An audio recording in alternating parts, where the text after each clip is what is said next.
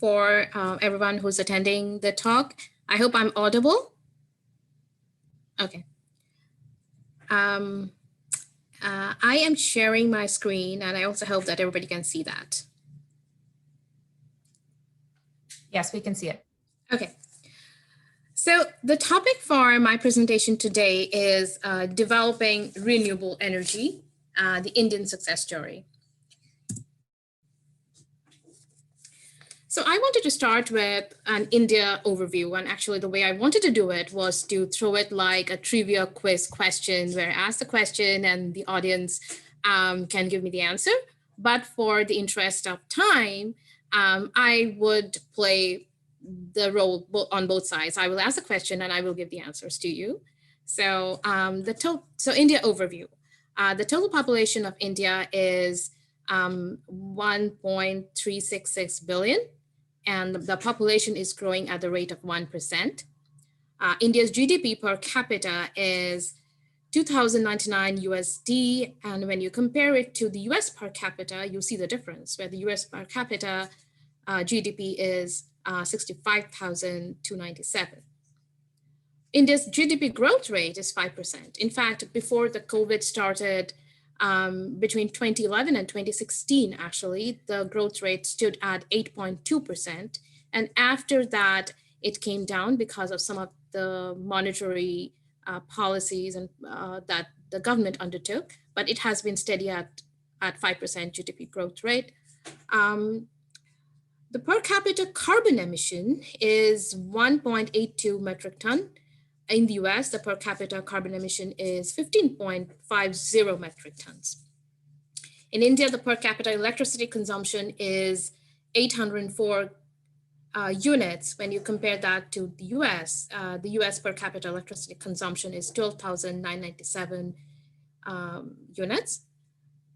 India has 22 cars per 1,000 individuals. And if you compare that with US data, US has almost 2, so 1.8 cars per household. So that gives you some, some perspective, or that puts India's economy in some context.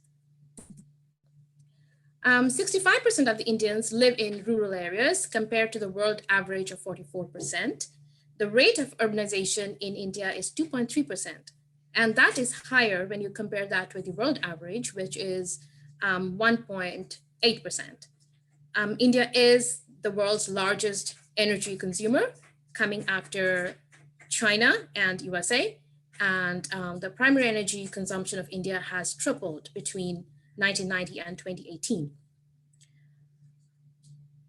India's need for energy supply continues to climb as a result of the country's dynamic economic growth, population growth, and modernization.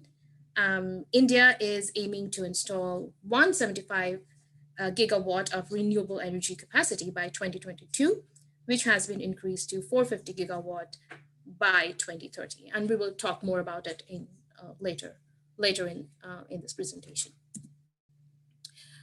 I wanted to start with giving some idea to you about the evolution of the Indian energy policy.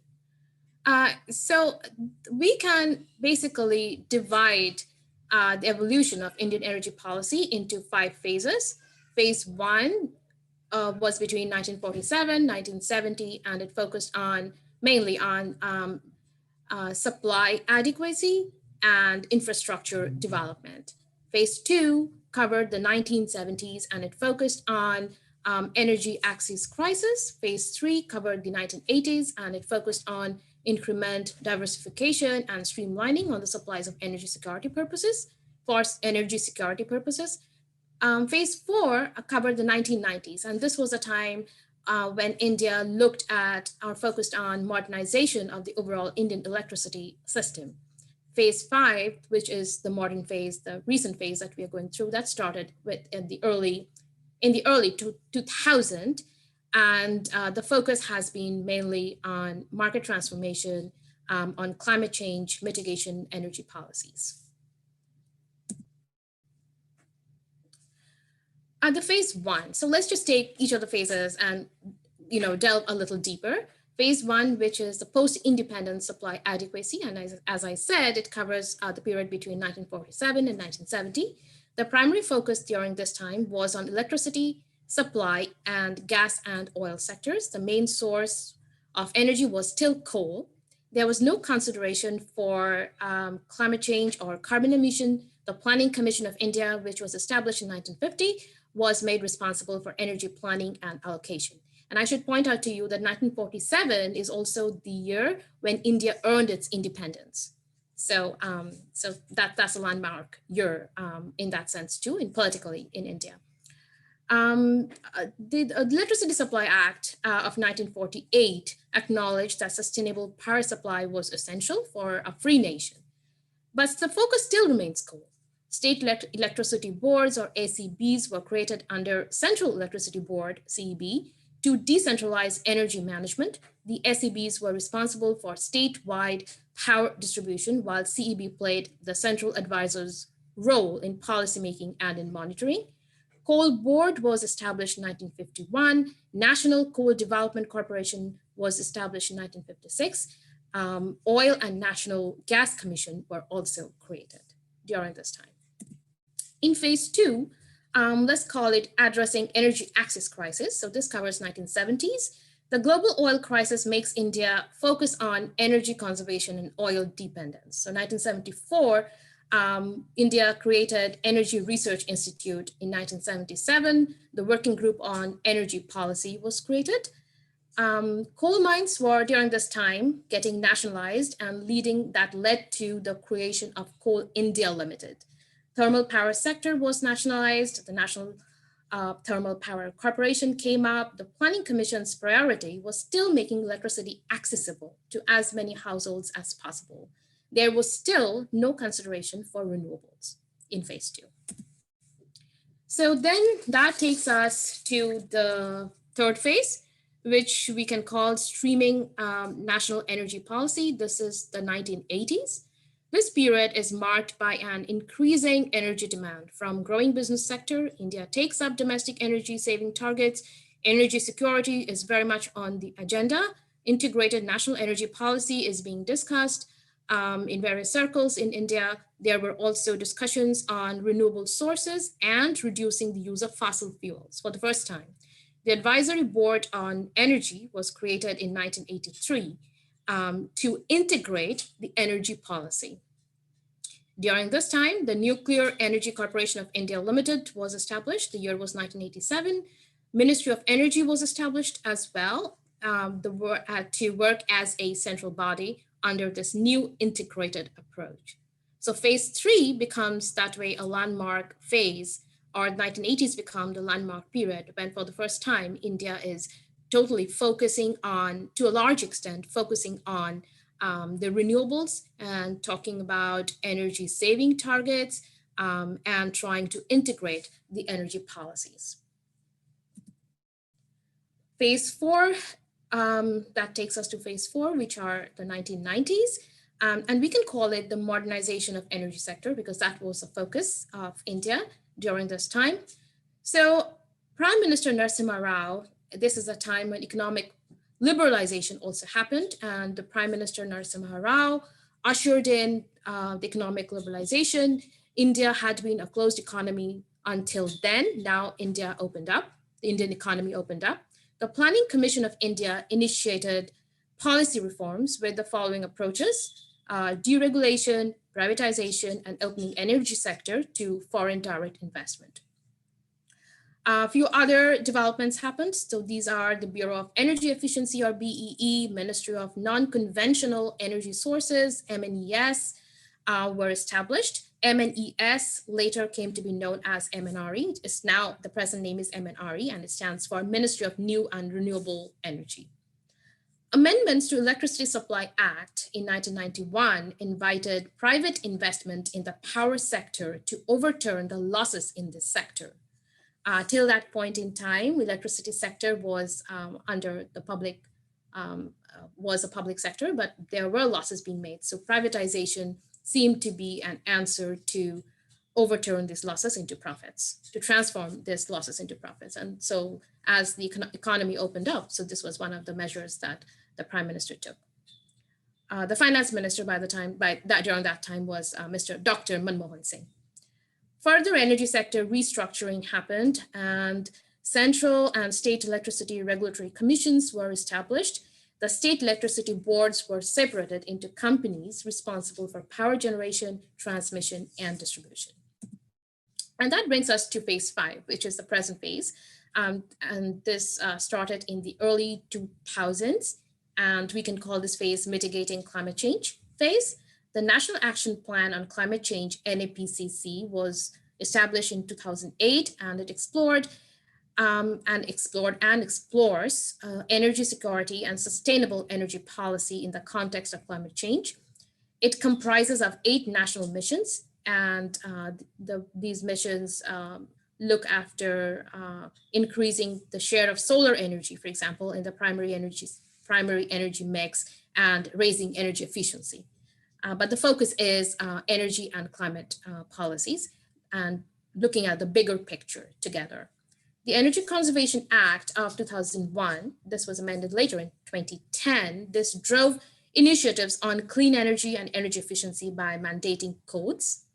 Then there were certain reforms and agreements like the PACT, which is Perform, Achieve, and Trade. It started in 2012. It became Energy Efficient Trading Scheme on market-based mechanisms. And last but not the least, the National Mission for Enhanced Energy Efficiency and Market Transformation on Energy Efficiency were essentially essential policy tools that the government of India came up with for imbibing energy efficiency and energy conservation practices in the industries. So these were very important changes that happened, both that impacted not only the climate policies for government of India, but also impacted the energy policies. So there are various institutions involved in renewable energy policy planning and implementation. So Ministry of New and Renewable Energy, which I talked about, MNRE. It has National Institute of Solar Energy, National Institute of Wind Energy, Indian Renewable Energy Development Agency, etc. under it.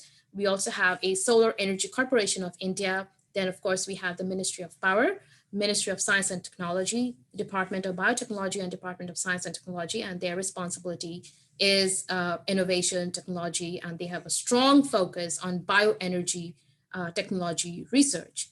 And I spoke about just now Indian Renewable Energy Development Agency. It is a non-banking financial institution for providing loans for renewable energy and energy efficiency projects. Let's now talk a little about India's energy and climate policies. India is a signatory, as you know, to Paris Agreement, and we ratified that in 2016. India presently produces 4.5% of global greenhouse gas emissions. So not being a signatory was out of question, and we also got it ratified in 2016. So not only signing, but ratifying it.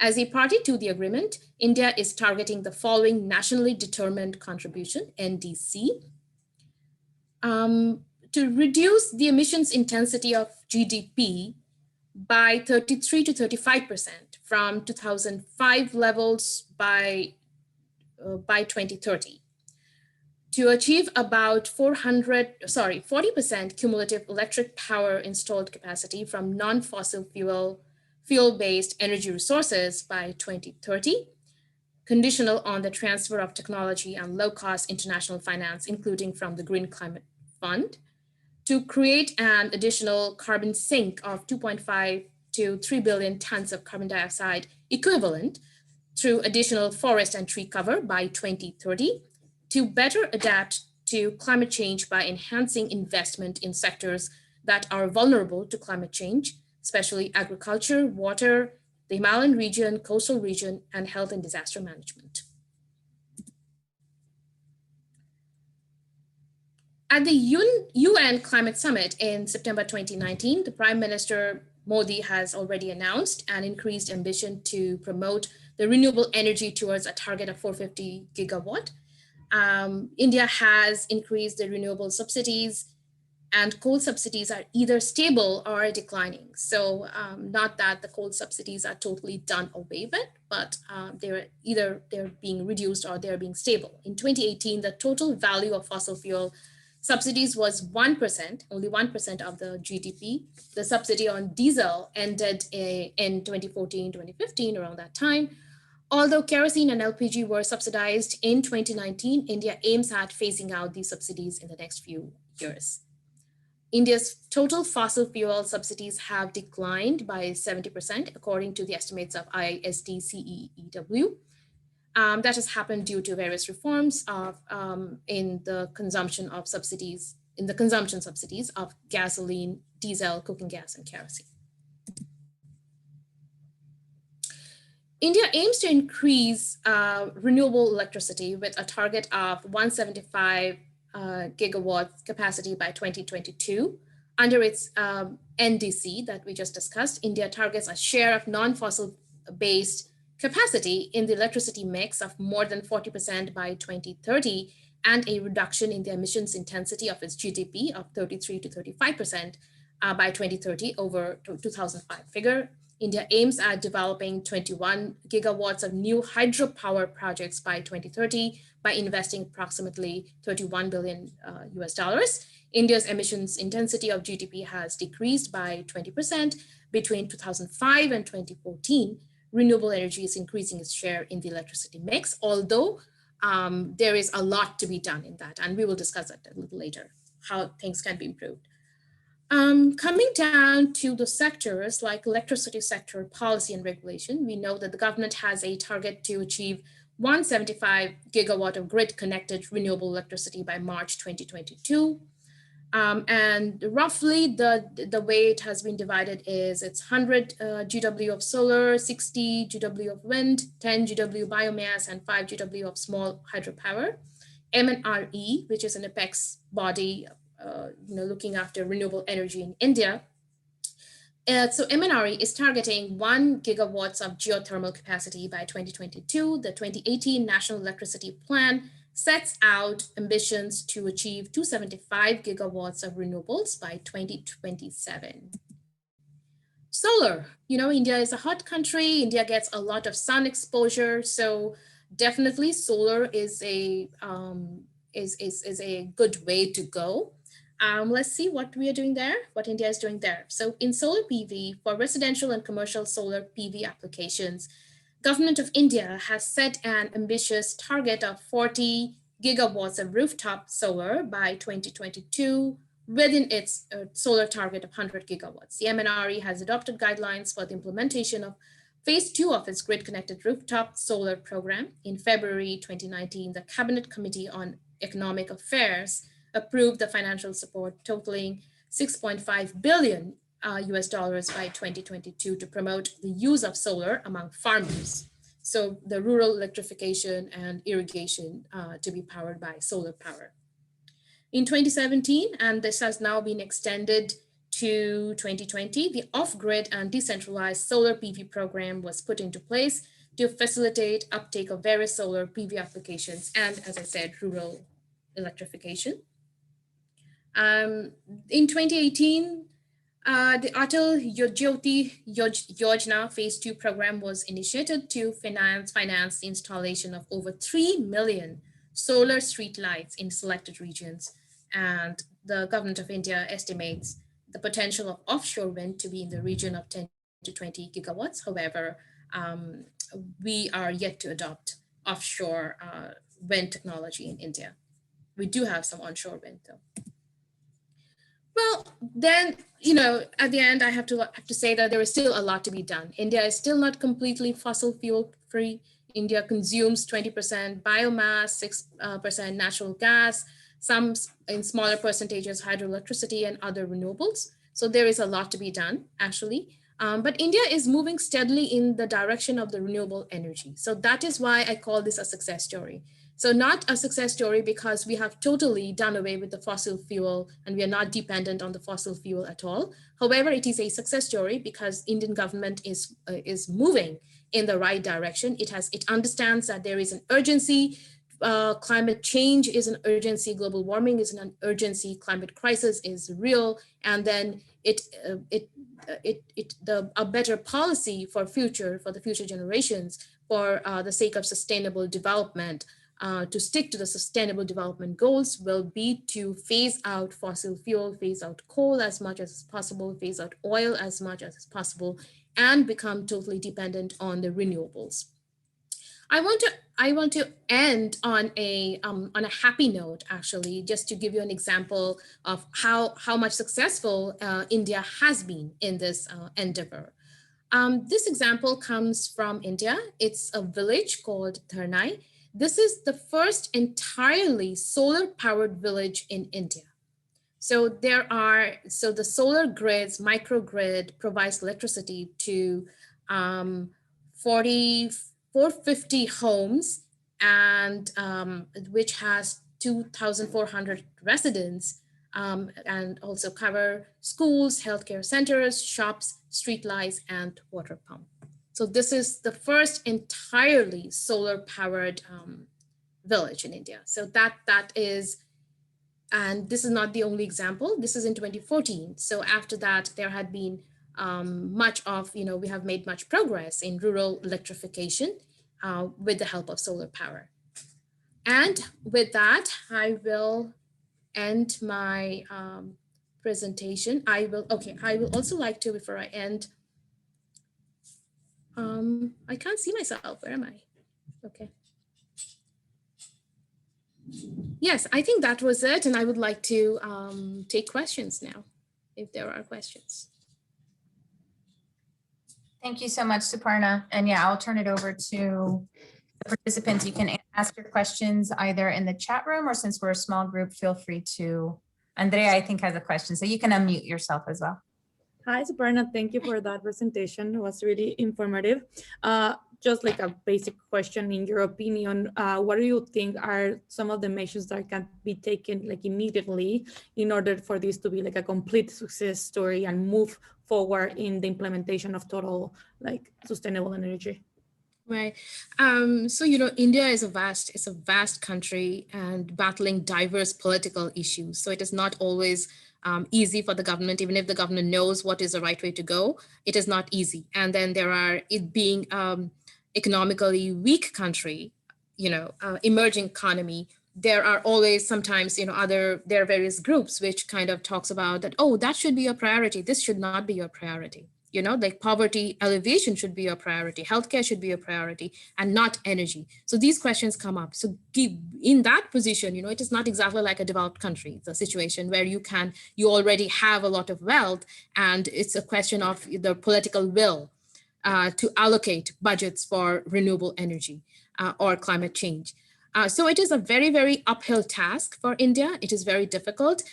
We have taken out, but what the success of the story is that we have signed the right kind of agreements, and we are doing the right kind of talk.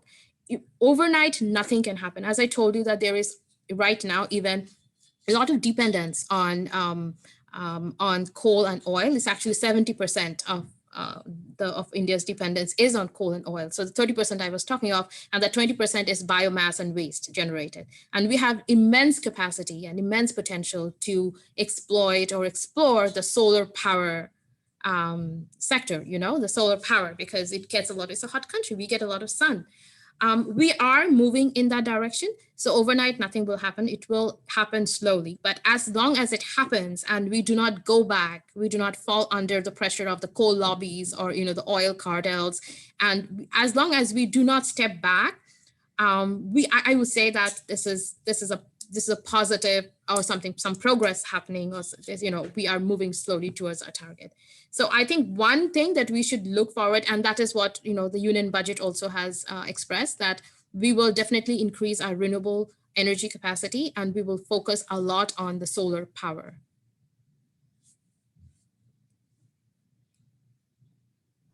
A follow-up, if may I?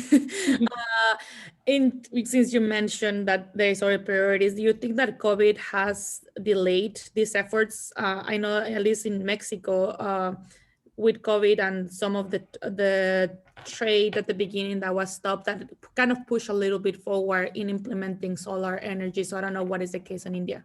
It is definitely. COVID has definitely slowed down. So one of the things I was saying that when I said the GDP growth rate, for example, it has now at 5% and it has fallen. You know, that was a 2019 figure, which is published, which is the official figure published in the World Bank. But the unofficial figures for 2020 it has fallen down from 5%, but it will recover, hopefully.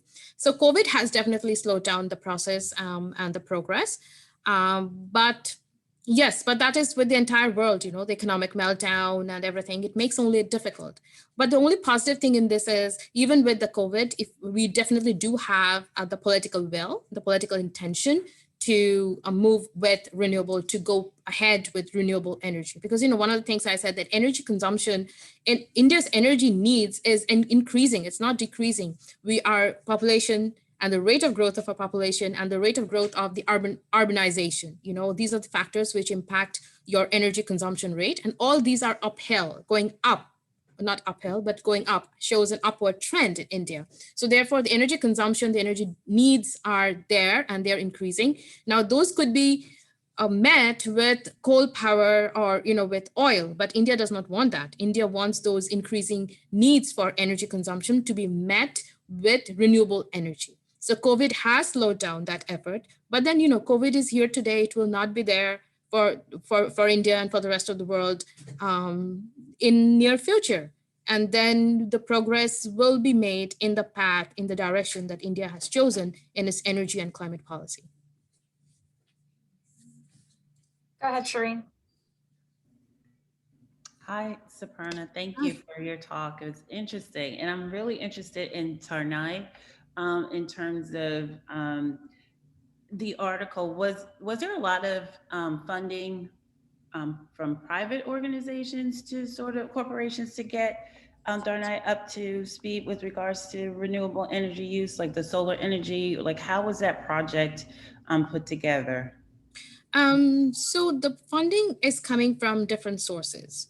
So you have international funding, you have private funding as well. And yeah, so the funding, well, India does need more funding in that, but the funding has not been a major problem so far in moving forward. Yes, so is like the equipment for solar energy, so to speak. Is that? Well, you know, there's a lot of considerations like international trade and this and that, you know, like you do have to get the equipment. How much are you producing that at home? How much are you importing, you know, from various countries, for example, China, and how much are you exporting to other countries, again, with, you know, competing against China, et cetera there. But yes, funding, so I did not deal with the funding question here because there are a lot of, you know, other issues which come up there. But I can tell you this much, that yes, the funding is there. The funding and it is coming from various sources. It is coming from international agencies. It is coming from international organization, intergovernmental organizations. It's also coming from the private organizations, the big businesses, you know, industries, various industries from within India. But of course, there are coal lobbies. There are, you know, people who promote the interest of oil. Yes, definitely. But in every country. So then it becomes, you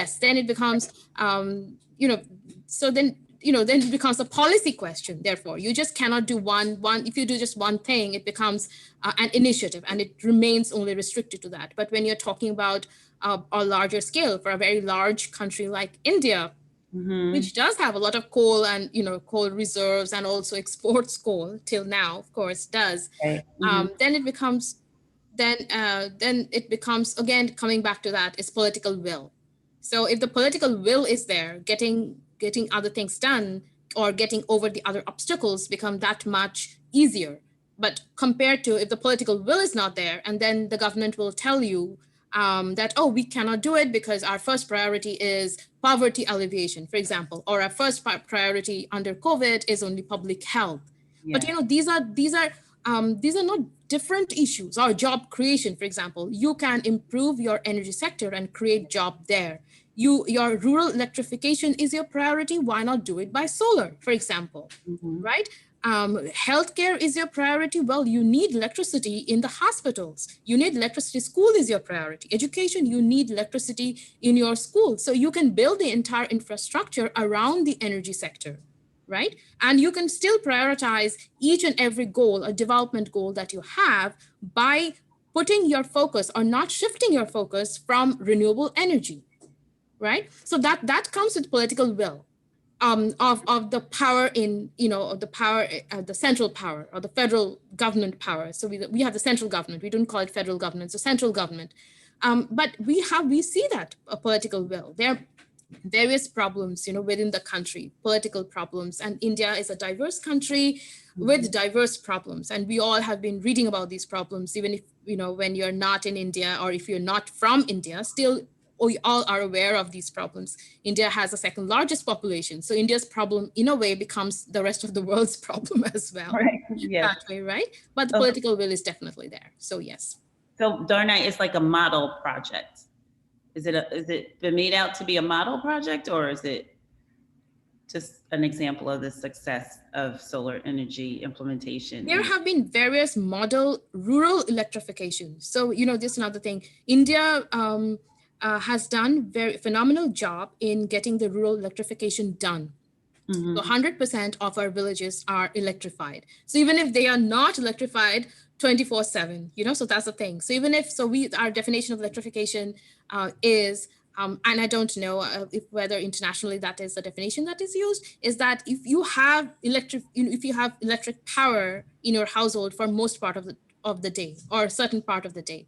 So in the rural areas, or, you have street lights, in most of the streets are, lighted or lit up. So that taking that definition and extending the electrification definition to that, 100% of Indian villages have been electrified. So not all electrification has happened by the solar power, but there have been tremendous efforts in introducing solar power in rural electrification.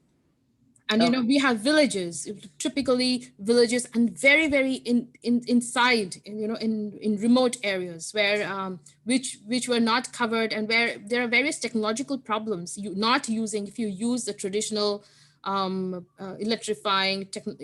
electrification technology, there might be so many obstacles for doing that. But solar power is much easier to access in those remote areas. And there have been community projects. You're talking about model projects. So the villagers and the tribal groups have come up, and they have their own community projects where they are accessing electric, power through solar power, and they're lighting up their schools, their hospitals, their, child daycare centers, etc., and their households as well. So yes, so that I would say in rural electrification, solar power has been a big help. Yeah, it sounds really interesting, and hopefully it could be applied to other countries who have like the same insecurities with regards to electricity and things like that. That's why I asked so many questions. But thank you. And with so much of sun, not using that solar power is criminal. Now that we know the technology, not using it will be criminal. And there had been some problems, like how do you store it and transmission, et cetera, et cetera. But, with better technology, with better engineering, those problems are being, we can get over those problems. And some of these technologies are developed within the country, within India. Most of these technologies are developed within the country. Sometimes, we are borrowing technological help or assistance from other countries. But that's again, I keep on talking about the political will, because I've seen that it is not important how wealthy your nation is. It's important if the political will is there, because having a lot of wealth does not mean the government is moving in the right direction. Being just a strong state, I check all the boxes, I'm a strong state, but I might not be moving the right direction, because I might not be promoting or following the right ideology.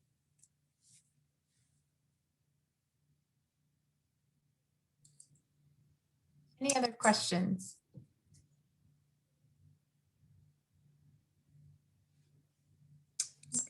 Well, thank you again, Suparna. We really appreciate your time and sharing this information with us. Very interesting. Thank you so much. Thank you. Have a good day, all of you.